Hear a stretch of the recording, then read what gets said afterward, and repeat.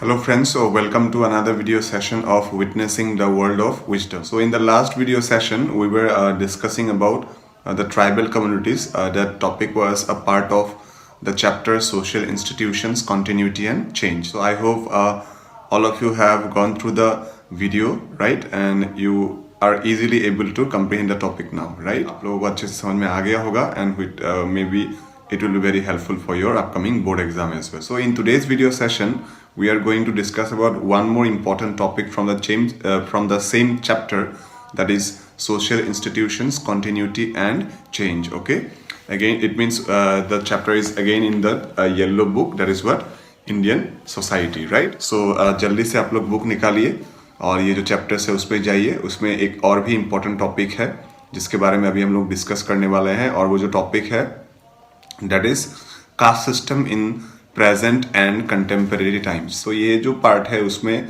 बहुत सारे questions create हो सकते हैं, डेवलप हो सकते हैं. कुछ लॉन्ग क्वेश्चंस भी डेवलप हो सकता है at the same point of time. कुछ शॉर्ट क्वेश्चंस भी यानी कि डेवलप हो सकता है. बोर्ड के पर्सपेक्टिव से ये पार्ट भी बहुत ज़रूरी है. ठीक है, this chapter will actually carry तो 10 marks in total. Okay, 10 marks आएंगे इस पर्टिकुलर चैप्टर से. तो अल्टीमेटली आपको इस चैप्टर्स को भी अच्छे से देखना है. ठीक है, see whenever we talk about actually caste in present, उसमें मेनली पहला जो पोर्शन है उस पोर्शन में स्पेसिफिकली मतलब आफ्टर इंडिपेंडेंस या फिर during the time of independence struggle और नेशनलिस्ट स्ट्रगल कास्ट का रोल कैसा था उसके बारे में पहले दिया गया है. ठीक है, उसके बाद सेकेंड पार्ट में हम लोग को दिया गया कि इंडिया इंडिपेंडेंट होने के बाद कास्ट को लेके गवर्नमेंट का अप्रोच कैसा था. उसके बाद दिखाया जा रहा है कि इंडिपेंडेंस के बाद से लेके मतलब 21st सेंचुरी तक कास्ट में क्या क्या चेंजेस आया अलग अलग सेक्टर में, उसके बारे में दिया गया है. और कंटेम्प्रेरी टाइम्स में यानी कि प्रेजेंट टाइम्स में कास्ट का सिनेरियो कैसा है उसके बारे में भी डिटेल में दिया गया है. इसके बारे में अभी हम लोग डिस्कस करने वाले हैं. ठीक है, तो फॉर दैट पहले आप लोग एक लाइन पे जाइए. पेज नंबर 46 में है, जो कि बोर्ड्स में आते रहते हैं. ये लाइन्स को उठा के दिया जा सकता है क्वेश्चन में. इवन लास्ट टाइम ये क्वेश्चन आया था. ठीक है, तो यहाँ पे एक लाइन है, देखिए, caste considerations had inevitably played a role in the mass mobilization of the nationalist movement. मैंने पहले क्लासेस में बहुत बार आप लोगों को बताया है कि when ever the question comes like a statement, right, तो स्टेटमेंट जो बेस्ड जो क्वेश्चन होता है उसमें क्या होता है कि मेनली आपको एक स्टेटमेंट दे दिया जाता है, बस आपको उसको क्या करना होता है, प्रूफ करना होता है, राइट. तो ये मतलब WH टाइप क्वेश्चन नहीं है.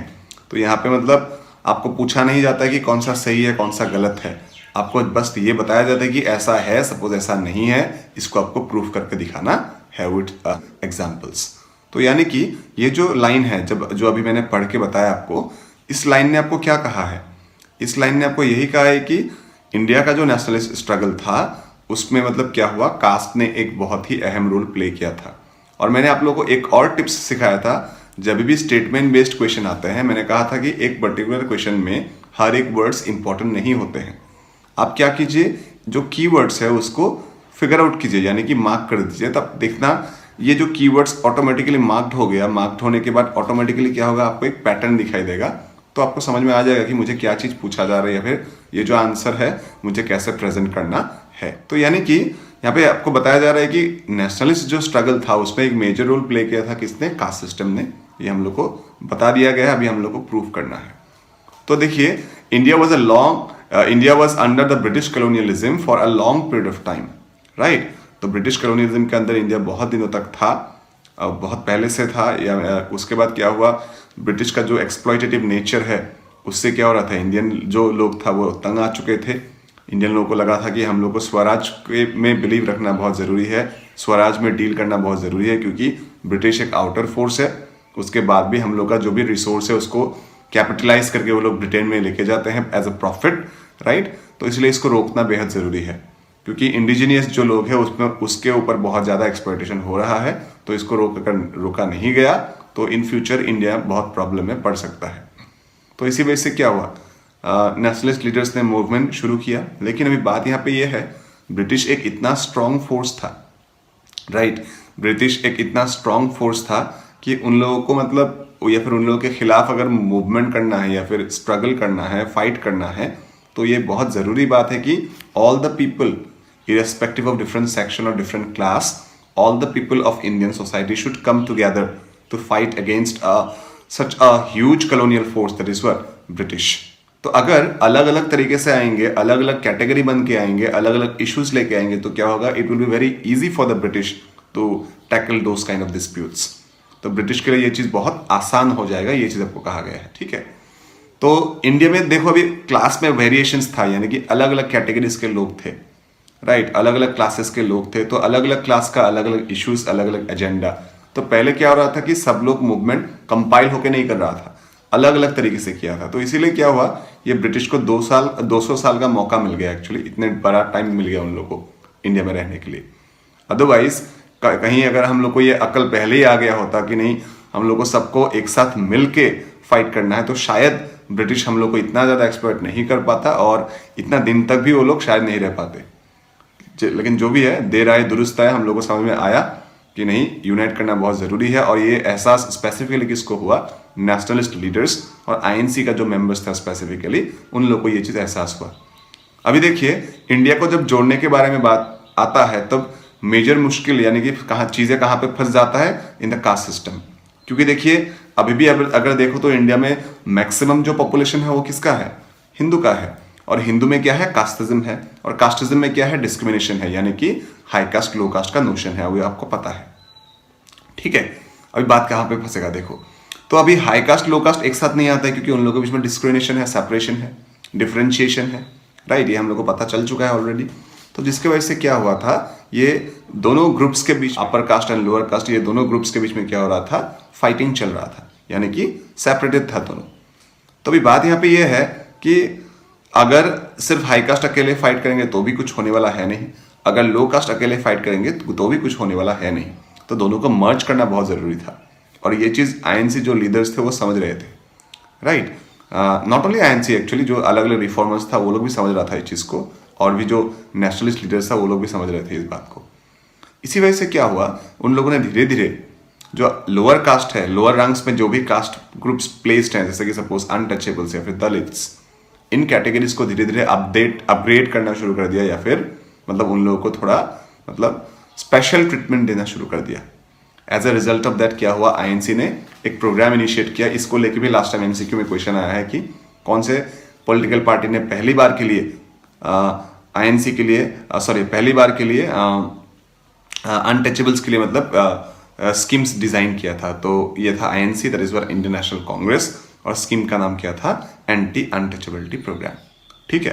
तो along with that Mahatma Gandhi ने क्या किया, हरिजन को प्रमोट करने के लिए, हरिजन को एनकरेज करने के लिए, मोटिवेट करने के लिए उन लोगों को एक स्पेसिफिक टर्म से बुलाना शुरू किया, दैट इज व्हाट, हरिजन, जिसका मतलब क्या है, रिप्रेजेंटेटिव ऑफ गॉड। तो ये भी आपका एमसीक्यू में आ सकता है कि हरिजन क्या है, या फिर इसको किसने कॉइन किया था।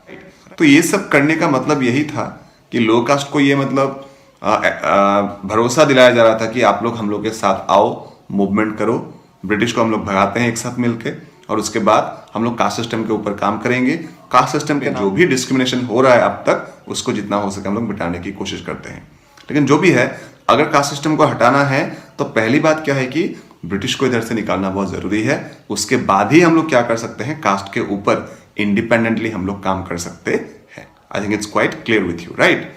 और इसीलिए क्या हुआ, उन लोगों ने जो अनटचेबल्स है या फिर जो लोअर कास्ट के लोग हैं उन लोगों को समझाने की कोशिश की, ठीक है। और उसके बाद क्या हुआ, उन लोगों ने ये बताया है कि जो ब्रिटिश है वो क्या है, हम लोग के लिए एक डिजीज की तरह है। तो अभी बॉडी में अगर बीमारी होता है तो क्या होता है, हम लोग दवा खाते हैं, मेडिसिन लेते हैं। और किस लिए मेडिसिन लेते हैं, ताकि बॉडी हम लोग का ठीक हो जाए। तो इंडियन सोसाइटी के लिए बीमारी कौन है, ब्रिटिश कॉलोनियलिज्म, जिसको हटाना बहुत जरूरी था। और हटाने के लिए एक ही उपाय है, क्या है कि सबको मिलजुल के क्या करना है, मूवमेंट करना है। अदरवाइज अगर हम लोग ऐसे फाइट करते रहेंगे between high caste people and low caste people, तब क्या होगा, ब्रिटिश इसका मजा लेता रहेगा और हमेशा हमेशा के लिए इंडिया में बैठ जाएगा और जाएगा ही नहीं। एक ये चीज होने वाला था या फिर तय था। तो ये जो अचानक या फिर धीरे धीरे मतलब जो लोअर कास्ट पीपल को इतना अच्छा ट्रीटमेंट मिलना शुरू हुआ, ठीक है, उससे क्या हुआ, थोड़ा बहुत उन लोगों को बिलीफ आने लगा नेशनलिस्ट लीडर्स के ऊपर कि हम लोग को ऐसा पहले ट्रीटमेंट कभी नहीं मिला था, अभी इतना बताया जा रहा है, तो शायद इंडिपेंडेंस के बाद हम लोग के लिए बात बने, या फिर जो सिनेरियो है एग्जिस्टिंग सिनेरियो उसमें कुछ चेंजेस आ सकता है। इसके वजह से क्या हुआ, धीरे धीरे उन लोगों ने मूवमेंट ज्वाइन करना शुरू किया। लेकिन इस समय में देखो अभी लोअर कास्ट को मोबिलाइज करने की कोशिश किया जा रहा है, right, towards the nationalist movement. लेकिन उसका मतलब ये नहीं है कि आप अपर कास्ट को छोड़ दोगे। अगर लोअर कास्ट को अंदर करने के चक्कर में if you are losing your upper caste people, then the entire scenario will be same, no. तो यहाँ पे दोनों को जोड़ के रखना है। ये चीज गांधी जैसे लीडर बहुत अच्छे तरीके से समझ रहा था, और इसीलिए लोअर कास्ट को जैसे एकोमोडेट करने की कोशिश किया गया, in the same way upper caste को भी एकोमोडेट करके रखने की कोशिश किया गया। और कहीं ना कहीं ये जो नेशनलिस्ट लीडर्स था वो लोग बहुत सक्सेसफुल हुआ इस पर्टिकुलर प्रोसेस में, यानी कि एक फॉर अ ग्रेटर कॉज या फिर for the independence of Indian society, ठीक है, for the independence of Indian society, कहीं ना कहीं ये जो कास्ट मोबिलाइजेशन प्रोसेस है उसको करने में नेशनलिस्ट जो लीडर्स था वो सक्सेसफुल हुआ। और उसका नतीजा आपके सामने है। इंडिया ने अच्छे तरीके से फाइट किया, लंबे समय तक किया, लेकिन फिर भी क्या हुआ, ब्रिटिश को भगाने में सक्सेसफुल रहा। And from 15 August 1947 to till now, India is right surviving as an independent country or nation. ठीक है, ये जो क्वेश्चंस है उसमें क्या आंसर्स हो सकता है इसका, या फिर उसको कैसे फ्रेम करना है, वो मेरे हिसाब से आपको समझ में आ गया। ठीक है, उसके बाद हम लोग अभी नेक्स्ट पार्ट देखते हैं। नेक्स्ट पार्ट में मतलब क्या है कि चलो देखो, ये ना एक स्टोरी जैसा है, इसीलिए मैंने लास्ट वीडियो सेशन में भी कहा था कि जस्ट ट्रैवल विथ मी, एक स्टोरी की तरह इसको देखो, समझो, याद रह जाएगा। आराम से आप क्या कर सकते हो, आंसर्स को लिख सकते हो या फिर अटेम्प्ट कर सकते हो। उसके बाद अभी जो उसके बाद इंडिया इंडिपेंडेंट हुआ, उसके बाद का सिनेरियो क्या हुआ। ठीक है, हम लोगों ने तो प्रॉमिस करके रखा था, बड़ा प्रॉमिस दिया हम लोगों ने कि नहीं, इंडिपेंडेंस के बाद हम लोग कास्ट के ऊपर काम करेंगे, कास्ट को एक डिस्क्रिमिनेशन फ्री सिस्टम बनाने की कोशिश करेंगे, राइट। और उसका काम चालू हुआ, शुरू हुआ, और as a result of that हम लोगों ने क्या कर दिया, कॉन्स्टिट्यूशन में ही हम लोगों ने डाल दिया, बोला है कि irrespective of caste, gender, sex and race, what, no people will be discriminated और no one will be discriminated. यानी कि हम लोगों ने साफ मना कर दिया कि कास्ट डिस्क्रिमिनेशन को अभी से हम लोग कोई भी लोग टॉलरेट नहीं करेंगे। लेकिन कॉन्स्टिट्यूशन क्या है, एक थियोरेटिकल प्रैक्टिस है ना, प्रैक्टिकल ग्राउंड में, एक्चुअल ग्राउंड में क्या हो रहा है वो भी तो देखना बहुत जरूरी बात है। या फिर थियोरेटिकली हम लोगों ने जो पॉइंट वहां पे इन्वॉल्व कर दिया, प्रैक्टिकली उस पर्टिकुलर पॉइंट को इंडियन कॉन्टेक्स्ट में अप्लाई करना पॉसिबल है कि नहीं, ये भी चीज देखना बहुत जरूरी है, राइट। लेकिन यहाँ पे फिर से क्वेश्चन बनता है और बच्चा यहाँ पे थोड़ा बहुत कंफ्यूज हो जाता है, तो इसलिए हम लोग को देखना जरूरी है और किस लाइन के बेसिस पे यहाँ पे क्वेश्चन क्रिएट हो सकता है, पहले हम लोग वो लाइन पढ़ लेते हैं एक बार, ठीक है। तब हम लोग क्वेश्चंस पे जाएंगे और उसका जो आंसर है कैसे हम लोग रिजॉल्व कर सकते हैं उसके ऊपर जाएंगे हम लोग, ठीक है। यहाँ पे एक लाइन है, आप लोग जा सकते हो पेज नंबर 47 पे, दिया है कि the state was both unable and unwilling to push through radical reforms which would have undermined the economic basis for caste inequality। ये भी एक स्टेटमेंट बेस्ड क्वेश्चन हो सकता है, और यहाँ पे दो ही कीवर्ड है, एक है अनविलिंग, दूसरा है अनेबल। बताया जा रहा है कि गवर्नमेंट दोनों तरीके से फंसा यहाँ पे। पहले क्या हुआ कि गवर्नमेंट अनविलिंग था, यानी कि चाहता नहीं था कि कास्ट में हम लोग कुछ ऐसा रेडिकल रिफॉर्म्स लाएं। उन लोगों ने सोचा था कि कास्ट को इग्नोर करना शुरू कर देंगे, कास्ट को हम लोग ब्लाइंड मैनर में ट्रीट करेंगे, हम लोग ऐसा करेंगे कि कास्ट का जो डिस्क्रिमिनेशन है वो हम लोग को दिखाई दे ही नहीं रहा है, सब कुछ चीजें हम लोग क्या कर देंगे, मेरिट बेस्ड कर देंगे, मेरिट बेस्ड कर देंगे। मेरिट में लोगों को चीज मिलेगा तो मिलेगा, नहीं मिलेगा तो बैठ जाएगा, सिंपल बात है। ये एक फंडा क्रिएट किया था गवर्नमेंट ने, यानी कि गवर्नमेंट कहीं ना कहीं चाहता ही नहीं था कि हम लोग मतलब इसमें डीप जाएं, कुछ सोचें और कुछ एक्स्ट्रा निकाल के कुछ अच्छा करने की कोशिश करें। ये इंटेंसिटी गवर्नमेंट का था ही नहीं। गवर्नमेंट यही सोच में था कि इसको छोड़ो, ज्यादा बात करेंगे, ज्यादा उसको उछालेंगे तभी दिक्कत होगा, तो बेहतर है उसको जैसा है वैसे ही रहने दो। हम लोग सब चीजें क्या कर देते हैं, मेरिट बेस कर देते हैं, ठीक है। मेरिट बेस करने के बाद क्या होगा, सब लोगों को जब मेरिट बेसिस पे चीजें मिलना शुरू हो जाएगा तो लोग ऑटोमेटिकली चीजों को भूल जाएगा। तो ये फंदा था उन लोगों का, ये अप्रोच था गवर्नमेंट का, ये अनविलिंग एटीट्यूड था कि गवर्नमेंट चाहता ही नहीं था इस चीज को अलग तरीके से देखना, चाहता ही नहीं था वो लोग। लेकिन ये जो गवर्नमेंट का सोच था, जहां पे ये लोग सोच रहा था कि हम लोग मेरिट बेस्ड कर देंगे, लेकिन देखिए वो करने में दिक्कत हो गया, ठीक है। वो करने में क्या हो गया, दिक्कत हो गया। इसलिए बोला है कि अनेबल, मतलब जो सोचा था वो भी नहीं हो पाया। इसलिए नहीं हो पाया क्योंकि देखिए there was a huge gap in between the upper spectrum and the lower spectrum, right. Specifically जो लोएस्ट कैटेगरी में है या फिर जो बैकवर्ड क्लासेस हैं, लाइक जो ब्रिटिश ने 1935 का जो गवर्नमेंट ऑफ इंडिया एक्ट के थ्रू जो दो ये शेड्यूल बना के गया था, वो शेड्यूल क्या था, schedule tribes and schedule caste. तो इन लोगों का तो कंडीशन बहुत खराब है, जिसके वजह से क्या है, बहुत दिक्कतें पैदा हो सकता है, राइट, दिक्कतें पैदा हो सकता है। तो अल्टीमेटली क्या हुआ, उन लोगों को एकोमोडेट करने के लिए क्या रखना पड़ा, provision of SC and provision of ST उन लोगों को रखना पड़ा।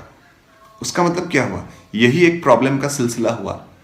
ठीक है, यहाँ पे गवर्नमेंट का जो इंटेंट है उसमें शक नहीं किया गया है, लेकिन हाँ क्रिटिसाइजर ने ये जरूर कहा है कि अगर गवर्नमेंट कोशिश किया होता, राइट, इसको और भी बहुत अलग अलग तरीके से हैंडल किया जा सकता था, लेकिन पहले ही गवर्नमेंट ने क्या ले लिया था, अनविलिंग एटीट्यूड ले लिया था ना।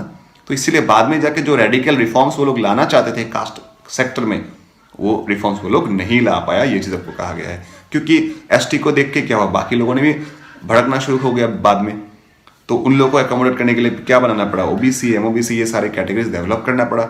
रिसेंटली हम लोग को EWS भी डेवलप करना पड़ा। तो यानी कि क्या हुआ, कहाँ हम लोग सोच रहे थे कि कास्ट सिस्टम खत्म होने वाला है या फिर हम लोग खत्म कर सकते हैं, और कहाँ क्या हो गया कि कास्ट के नाम पे क्या हो गया, एक के बाद एक रिजर्वेशन इंप्लीमेंट होना शुरू हो गया। ये चीज हम लोग कह सकते हैं। ठीक है, तो यही इसी चीज के ऊपर बेस करके ये जो आपका क्वेश्चन है वो बना हुआ है।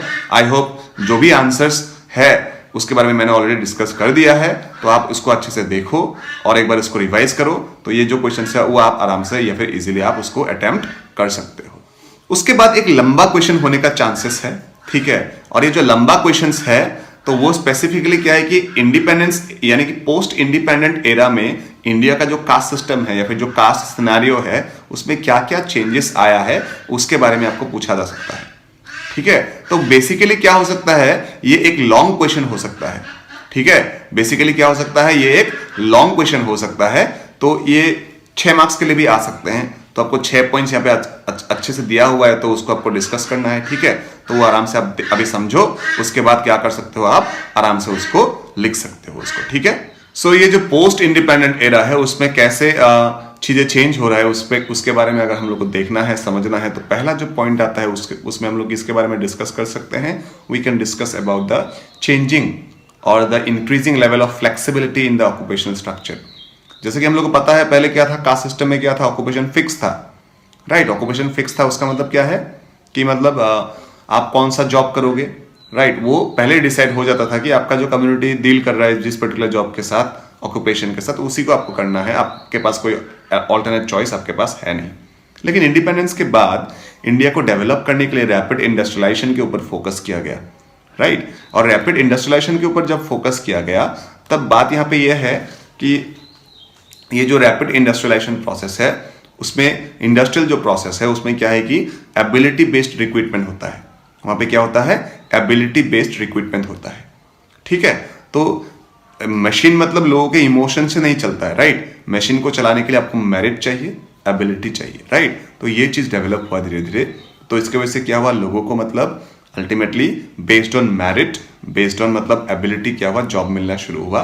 जिसके वजह से वो जो इसके वजह से क्या हुआ, जो कास्ट का जो ट्रेडिशनल बैरियर्स था इन टर्म्स ऑफ ऑक्यूपेशन वो धीरे धीरे टूटने लगा। आपको ये चीज कहा गया है। उसके बाद आपको यहाँ पे ये भी कहा गया कि हाँ भले ही ये चीज चेंज हुआ ऐसे, ठीक है, लेकिन कुछ इंडस्ट्रीज तभी भी था, यानी कि पोस्ट इंडिपेंडेंट एरा में भी था, जो स्पेसिफिकली क्या कर रहा था, आपको मतलब कास्ट बेस्ड होके या फिर किनशिप लाइंस पे क्या करते थे, रिक्रूटमेंट क्या करते थे। जो कॉन्ट्रैक्टर्स थे वो लोग क्या करते थे, पहले अपने कम्युनिटी के लोगों को जॉब में एनरोल करने की कोशिश कर रहा था। जैसे कि हम लोग बॉम्बे टेक्सटाइल मिल्स के बारे में बात कर सकते हैं, या फिर कोलकाता जूट मिल्स के बारे में हम लोग बात कर सकते हैं। उसका एग्जाम्पल दिया है, कभी कभार MCQ में भी ये क्वेश्चन रेस हो सकता है। ठीक है, क्लियर हो गया, ओके।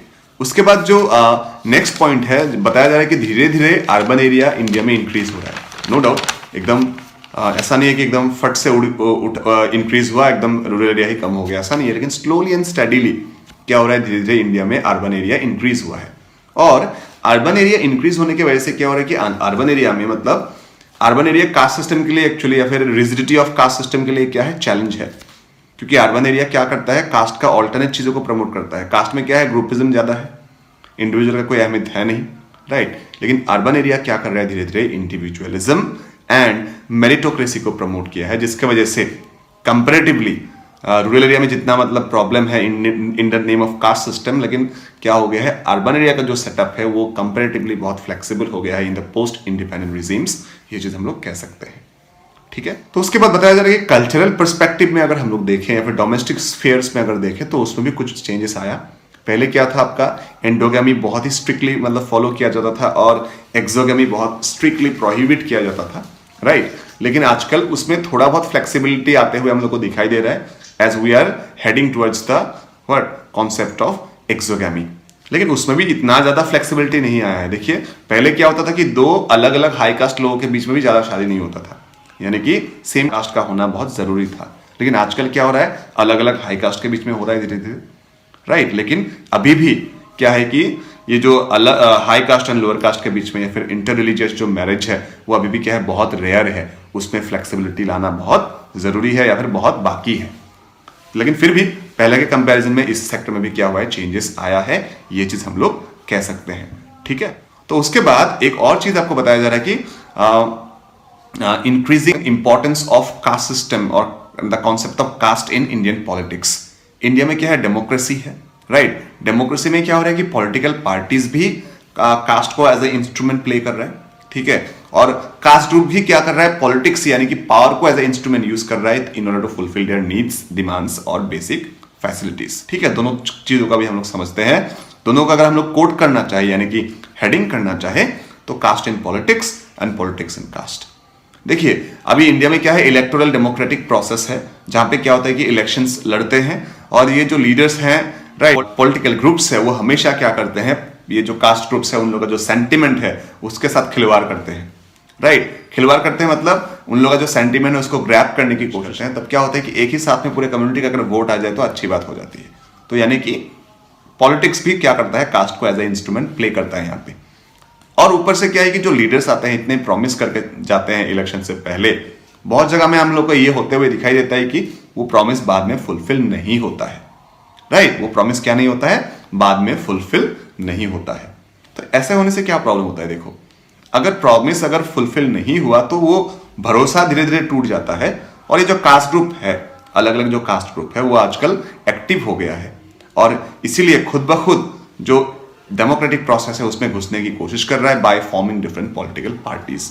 फॉर एग्जांपल हम लोग किसके बारे में कह सकते हैं, बहुजन समाज पार्टी के बारे में बात कर सकते हैं, जो स्पेसिफिकली दलित वर्ग के लोग जो है उन लोगों ने फॉर्म किया है। उसके बाद एक और प्रोसेस था, हम लोग को पता है संस्कृताइजेशन के बारे में। तो संस्कृताइजेशन का मतलब क्या था वो देखना जरूरी है, ठीक है। संस्कृताइजेशन का मतलब यही था, एम एन श्रीनिवास का दिया हुआ कॉन्सेप्ट है और उनके हिसाब से लोअर कास्ट अपर कास्ट को फॉलो करने की कोशिश करता है in both materialistic and non materialistic terms. पहले क्या होता था, जब भी ये नोटिस किया जाता था हाई कास्ट के द्वारा कि ऑब्जर्व किया जाता था कि नहीं लोअर कास्ट हम लोग को कॉपी या फिर इमिटेट या फिर फॉलो करने की कोशिश कर रहे हैं, तो they used to severely punish them. वो लोग पनिश किया करते थे, उसको रेस्ट्रिक्ट किया करते थे। लेकिन आजकल पोस्ट इंडिपेंडेंट रिजीम्स में क्या हो गया है, थोड़ा बहुत फ्लेक्सिबिलिटी आ गया है, ये चीज हम लोग जरूर कह सकते हैं, ठीक है। इसीलिए क्या है कि ब्राह्मण्स का जो फॉलो किया हुआ जो चीज है, वेजिटेरियनिज्म विद थ्रेड सेरेमनी, ये सब चीजें आजकल क्या हो रहा है, धीरे धीरे लोअर कास्ट पीपल भी उसको अडॉप्ट करना शुरू किया है, ये चीज हम लोग कह सकते हैं, ठीक है। और लास्टली यहाँ पे और एक इंपैक्ट के बारे में डिस्कस किया गया है, that is mainly about dominant caste. मैंने पहले भी बताया क्लास में डोमिनेंट कास्ट के बारे में जब भी बात किया जाता है तो आप लोग को लगता है कि नहीं ये तो ऑब्वियसली जमींदार से फिर लैंडलॉर्ड्स कैटेगरी ही होंगे। लेकिन यहाँ पे डोमिनेंट कास्ट में लैंडलॉर्ड्स या फिर जमींदार कैटेगरी के बारे में बात नहीं हुआ है। उन लोगों के नीचे जो मॉडरेट कैटेगरी था उन लोगों का जो ग्रोथ है उसके बारे में यहाँ पे बात हो रही है। तो मैंने कहा था कि जमींदार से या फिर जो लैंडलॉर्ड्स, नाम में ही उसका मीनिंग है, मतलब लैंडलॉर्ड्स, जमीन का भगवान होने के लिए आपके पास कितना जमीन होना जरूरी है। बहुत सारे जमीन थे ये जमींदार से फिर लैंडलॉर्ड्स के पास, राइट। मतलब थाउजेंड्स ऑफ एकर्स या फिर हंड्रेड्स ऑफ एकर्स में जमीन था उन लोगों के पास। तो अभी क्या हुआ, देखो जो जमीन था, तो ये जो जमींदार या फिर जो लैंडलॉर्ड्स था वो लोग इतना वेल्दी हो गया, तो धीरे धीरे वो लोग कहाँ पे शिफ्ट हो गया, अर्बन एरिया में शिफ्ट हुआ। तो अर्बन एरिया में जब शिफ्ट हुआ तो क्या है कि जमीन तो वो लोग साथ में लेके जा नहीं सकता, तो उन लोगों ने क्या किया, उन्हीं जमीन को देखभाल करने के लिए उन लोगों के नीचे वाले जो कैटेगरी है उन्हीं में से किसी लोग को उन लोगों ने रेस्पॉन्सिबिलिटी देके गया, ठीक है। तो अभी पहले बात यह है कि पहले वो लोग कल्टिवेटिंग कास्ट था, लेकिन अभी in the absence of this landlords वो लोग क्या हो गया, अभी मतलब कल्टिवेटिंग कास्ट से वो लोग निकल के आया। मतलब अभी क्या करते हैं, इतने बड़े लैंड है, इतना बड़ा लैंड स्ट्रक्चर है, तो उसमें तो क्या नहीं हो सकता, वो अकेले नहीं कर सकता, वो अभी किसी और को कमांड करना शुरू कर दिया कि आओ मेरे नीचे आके काम करो। तो देखो पावर इंक्रीजिंग का पहला सीन आपको यहाँ पे दिख ही गया कि क्या हुआ, ये जमीन का रिस्पॉन्सिबिलिटी देने की वजह से क्या हो गया, अल्टीमेटली यहाँ पे मतलब वो जो कैटेगरी था उसको मतलब थोड़ा पावर हासिल हो गया। क्या पावर हासिल हुआ कि वो कमांड कर सकता है दूसरों को कि मेरे लिए काम करो। और ये जो लैंडलॉर्ड्स था वो अक्सर एब्सेंट ही रहता था प्रोडक्शन फील्ड से और बीच में बस रेंट कलेक्शन के लिए आता था, इसीलिए उसको नाम दिया गया है। तो मार्क्स का क्वेश्चन बन सकता है absentee landlord. So what is absentee landlord, एक क्वेश्चन हो सकता है श्योरली, राइट। उसके बाद क्या है, तो अभी इतना दिन मतलब काम कर रहा है सपोज, राइट, काम कर रहा है मतलब उन लोगों के नीचे बहुत लोग काम कर रहे हैं, तो कमांड तो बढ़ ही गया होगा सोसाइटी में, ऑब्वियसली इन्फ्लुएंस बढ़ गया होगा, पावर बढ़ गया होगा, क्योंकि इनकम थोड़ा बहुत तो उन्हीं लोगों का भी हो रहा है। लेकिन जब इंडिया इंडिपेंडेंट हुआ उसके बाद जब लैंड रिफॉर्म करने के बारे में सोचा गया, तब देखा गया कि जमींदार हो लैंडलॉर्ड हो, इसका तो जमीन के साथ कुछ लेना देना है ही नहीं, रहते ही नहीं है उधर, तो बेहतर है इसको तोड़ दिया जाए, तोड़ के बाकी लोगों के बीच में डिस्ट्रीब्यूट कर दिया जाए। तो इस प्रोसेस के वजह से क्या हुआ, वो जो मतलब एस्टेट्स था, इतने बड़े बड़े जो अमाउंट ऑफ लैंड था उसको क्या कर दिया गया, डिस्ट्रीब्यूट कर दिया गया अमंग दीज वर्कर्स या फिर कास्ट ग्रुप्स। तब क्या हुआ, उन लोगों को मतलब जमीन भी मिल गया और लैंडलॉर्ड्स के वजह से उन लोगों को कमांड का पावर भी मिल रहा था, धीरे धीरे इकोनॉमिकली भी वो लोग इन्फ्लुएंस हो रहा था। और पोस्ट इंडिपेंडेंट एरा में अगर देखा जाए यही कैटेगरी बाद में जाके पॉलिटिकली भी बहुत इन्फ्लुएंसिव हो गया है, राइट। इसी को हम लोग कहते हैं डोमिनेंट कास्ट, ठीक है। अभी डोमिनेंट कास्ट अलग अलग जगह में अलग अलग हो सकते हैं, उसका भी फिल इन द ब्लैंक्स बन के एमसीक्यू आ सकता है सपोज, राइट। उसमें क्या क्या हो सकता है, जैसे कि भोक्कलिगस है, लिंगायत्स है, राइट, पाटीदार्स ऑफ गुजरात है, खम्मास एंड रेड्डीज है, यादव्स है बिहार और यूपी के। तो ऐसे कुछ नाम दिया हुआ है, आप बुक्स में चाहिए तो आराम से आप उसको मतलब देख के समझ सकते हो उसको, ठीक है। Okay, now coming to the last part, ठीक है। ये जो कास्ट इन कंटेम्परेरी टाइम्स, उसको हम लोग को देखना जरूरी है। उसमें भी बहुत एक इंपॉर्टेंट क्वेश्चन है, उसको हम लोग देख लेते हैं। एक स्पेसिफिक लाइन्स है जो लाइन उठा के आपको दिया जा सकता है, ठीक है। तो ये लाइन कैसे आ सकता है हम लोग पढ़ लेते हैं पहले, उसके बाद आंसर डिस्कस करेंगे, उसके बाद ये सेशन हम लोग खत्म कर देंगे, ठीक है। दिया है कि one of the most significant yet paradoxical changes in the caste system in the contemporary period is that it tended to become invisible for upper caste, urban middle class and upper classes and tended to visible for the lower caste people। तो यहाँ पे मतलब ये justify करने के लिए दिया जा सकता है। और यहाँ पे मैंने बताया as we can see there are mainly two parts, visibility and invisibility, ठीक है। देखो बात यहाँ पे ये है कि बच्चा यहाँ पे फंसने का चांसेस बहुत ज्यादा है, क्योंकि देख के ऐसा लगता है कि कास्ट एक डिस्क्रिमिनेटिव प्रोसेस है, तो ऑब्वियसली लोअर कास्ट चाहता है कि कास्ट डिस्क्रिमिनेशन नहीं हो, तो देख के लगता है कि लोअर कास्ट के लिए कास्ट इनविजिबल होना चाहिए और अपर कास्ट के लिए क्या होना चाहिए, कास्ट विजिबल होना चाहिए, क्योंकि कास्ट के नाम पे उन लोग डोमिनेशन चला रहा है, उससे क्या हो रहा है कि उन लोग को प्रॉफिट मिल रहा है। लेकिन यहाँ पे चीजें उल्टा है, ठीक है। यहाँ पे क्या हो गया, बताया जा रहा है कि जो अपर कास्ट है उन लोगों के लिए आज कास्ट इतना मायने नहीं रखता है, ठीक है। तो क्यों मायने नहीं रखता है वो देखना भी जरूरी है। तो पहली बात यह है कि इंडिया जब इंडिपेंडेंट हुआ उससे पहले से ही क्या है, अपर कास्ट ने ऑलरेडी एक बहुत बड़ा गैप बना लिया था, किसके साथ, लोअर कास्ट के साथ। और काफी हद तक बहुत सारे अपर कास्ट ग्रुप क्या हो गया था, बहुत ज्यादा वेल्दी भी बन गया था। तो यानी कि इंडिया इंडिपेंडेंट होने के टाइम पे ये जो अपर कास्ट था, लोगों के पास greater economic and educational resource दोनों था, राइट, जो कि लोअर कास्ट के पास नहीं था। तो इसी वजह से क्या हुआ, इंडिपेंडेंट के बाद जो भी पॉलिसी डिजाइन किया गया, राइट, उससे बेनिफिट किसको मिलना शुरू हुआ, मेनली अपर कास्ट को मिलना शुरू हुआ।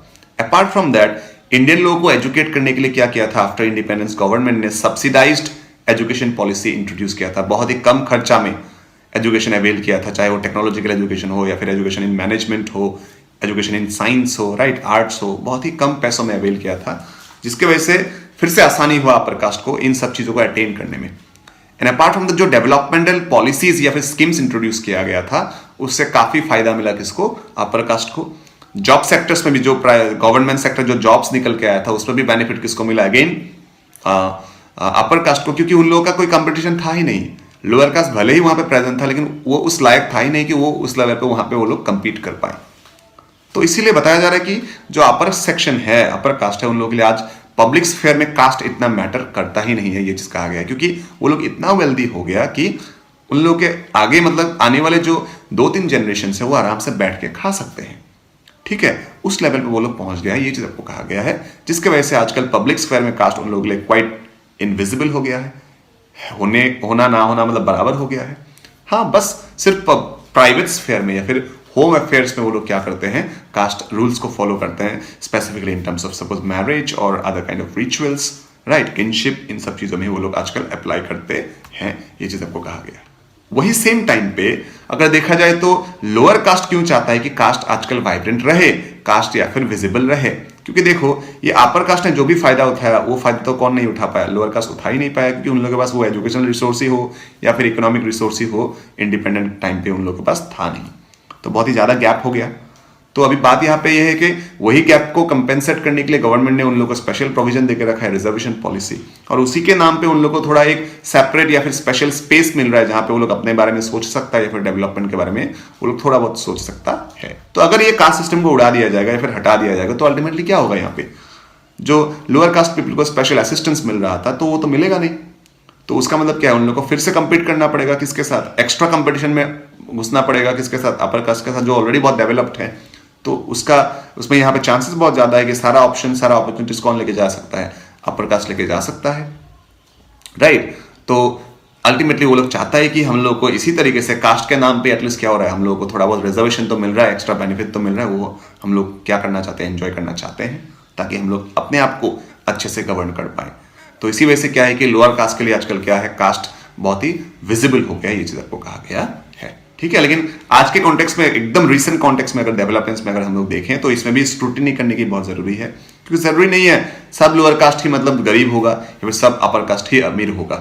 क्योंकि देखिए अपर कास्ट में भी ऐसे कुछ लोग हो सकते हैं जो डिप्राइव्ड हो सकते हैं, लोअर कास्ट में भी ऐसे कुछ हो सकते हैं जो डेवलप हो चुका है, कुछ लोग हैं जो डेवलप नहीं हुआ है। तो ये क्लैश चल रहा है धीरे धीरे, इसीलिए इसके ऊपर धीरे धीरे काम हो भी रहा है और इसका नतीजा भी निकल के आया। जैसे कि इसीलिए जनरल कैटेगरी में, अनरिजर्व कैटेगरी में हम लोगों ने नया फ्रैक्शन ऐड कर दिया, that is what EWS, economically weaker section. OBC में हम लोगों ने लगा दिया अपर ओबीसी, लोअर ओबीसी, इसलिए क्या आ गया NCL, CL, ये सब प्रोविजंस लेकिन धीरे धीरे लागू किया गया है।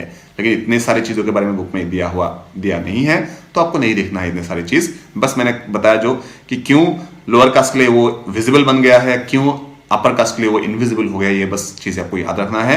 क्वेश्चन अगर क्रिएट होगा तो उसी पार्ट से आपको क्रिएट होगा, ठीक है। I hope this session will help you or will able to assist you in order to comprehend this particular topic of the chapter social institutions, continuity and change, right? तो अगर time मिला तो हम लोग कोशिश करेंगे कि और 2-4 इंपॉर्टेंट टॉपिक्स के ऊपर हम लोग वीडियोस लाएं, आप लोग देखना उसको अच्छे से, और जो भी डाउट्स है क्लियर करना या फिर रिवाइज करने की कोशिश करना, ताकि आप बोर्ड्स में अच्छे से आंसर कर पाओ। Once again all the very best to all the board examinees. आप लोग सब अच्छा करो, सब अच्छा मार्क्स लाओ, यही सबके लिए दुआ है। आज का जो वीडियो सेशन है वहाँ यहाँ पे यहीं पे हम लोग खत्म करना चाहेंगे। अगला जो वीडियो सेशन होगा वहाँ पे हम लोग फिर से मिलेंगे। Till then take care, thank you.